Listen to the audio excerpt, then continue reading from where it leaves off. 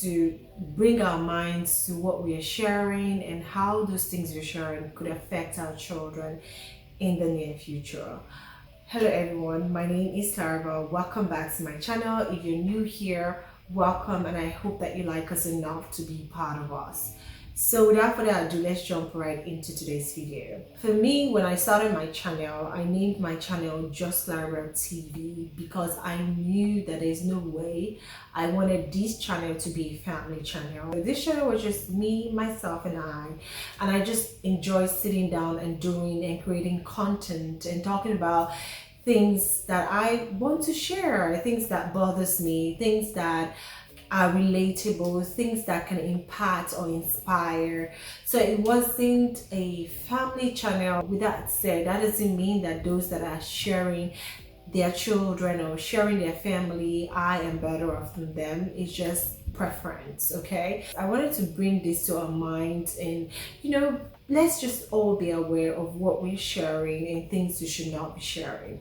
So I recently came across a video on Instagram. So the person did a preview on Instagram and redirected everyone to go into YouTube and watch the full video. I wanted to know why this parent had decided to share such content about her child, her daughter's first menstruation. So I was curious to know what this video was about and what the intentionality behind this video was. So I decided to go to her YouTube channel and watch this video. By me sharing my own opinion doesn't mean that I'm a better parent, and I'm also very open for people to criticize me when I am not doing well, because I feel like we've come to a society where people do not want to take advices, or we have come to a society where everyone is like, mind their business, it's their body, it is their family. I think it's the worst society to build, where nobody wants to be cautioned. We keep doing things that are not so culturally moral, and we are beginning to make it our norms because everybody just want to be whatever and do whatever.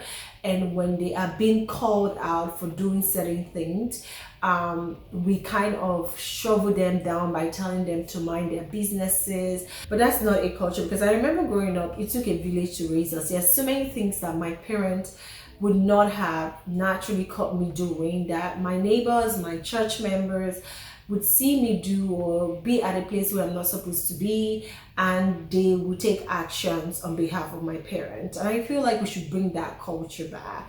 Also, parents should be able to be open to take criticisms, which I have noticed that in this culture and time, a lot of parents do not like to be criticized. And I think it's a very, very dangerous environment that we are gradually cultivating. Okay, I digress. So I eventually went to this video and I saw this lady sharing her daughter's first period experience, and she was so detailed about it and how the pain and how many pads she changed and how she felt. I mean, so much information. TMI. I'm sorry, you can hear the thunder. It's a raining day today. This woman was going into detailed information from when the pain started, from how many pads she was bleeding, she was doing this, detailed information about this, her daughter's first period experience. And so I was asking myself, what is the intent of this video? Is this video one of those videos where we just want to create content and get views and get monetized without even thinking about how this experience will traumatize this child? Or if this daughter that is 13, is she really aware of the future consequences that this video could could bring up in the near future, because I don't think I would like to share my first period experience with the world. I think it's a personal thing. I think it's something I would rather share with my close family friends. One thing I do know, that internet never forgets. They might forget now, but something will come up in the near future where people will reference that video and tell you and insult you. Oh, I remember when you had your first period, it was all over the internet and you were this and that and that. And she gave a lot of information, and I thought to myself, this is not a good thing. I think that I would rather you give your own experience as a parent, if you decide to share your own experience, but not using your child, because she might be 13, she might be okay with it, but when she's 20, she might not like the fact that her first period, her first experience is supposed to be intimate. I remember when I started mine, it was so intimate that is one experience I don't want to share with anyone aside my family. You can tell that this child was just sitting there and she wasn't happy about it. Like, I didn't even need anyone to tell me that. She just probably just succumbing and just conforming to what her parents want her to do. But I could tell personally that this child wasn't really happy about her first period experience being shared online. So I started seeing more videos of parents actually sharing these experiences, and I say to myself, is this the new way to make money, where everything should be out there? Why would you want to succumb your child to sharing so much information about her first experience? Is supposed to be intimate, is supposed to be within your family, or maybe probably you as a mom, not so much of a family, and you are putting her business, the pain she went through, how many pads she used, and you guys were laughing.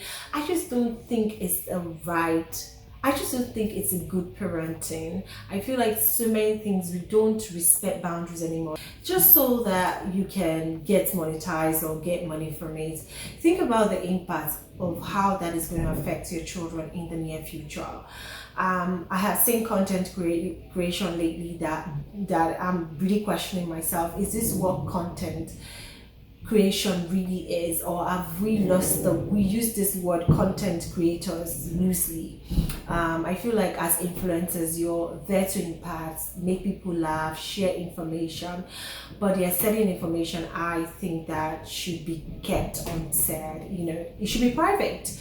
I've seen also over time big YouTubers that used to share their personal life on social media, and recently have decided to delete a lot of their videos because they have seen the impact. People do not forget things. People want more. The moment you start sharing that part of your life with them, you've given people so much access to your lives, and people would constantly demand that you provide them that information. So it's very important. I don't mind you sharing as an adult. If I decide to share my personal life experience, I would share it, because I know that I'm grown enough and capable to withstand anything that anyone throws at me. The worst thing that could happen to you as a parent is to watch your child go through online bullying and abuse because of a result of your attribute or what you must have done. People will forget. Sometimes people will laugh with you, but trigger them 1 minute, they would go back and remind you of what have happened to you in the past, dig up your past videos and all of that. So I just think it's something we should really pay attention to. There's one that recently happened in Nigeria where this man was using his 4-year-old to make money and reduce this child to I don't want to use the word here. And people were consuming. It was so alarming to me that adults were consuming these content, and we're paying this man to use his child, a daughter that wasn't close to 5-year-old. I'm so glad that it was brought to the attention of people, and and they reported him to the police and he was caught. So let's be guided as parents. Don't be carried away with social media monetization. Let's respect boundaries. Let's respect our space. Let's protect our children. Before you pass that information, think about how this information would affect your child in the near future. And I've come to the end of my video today. If you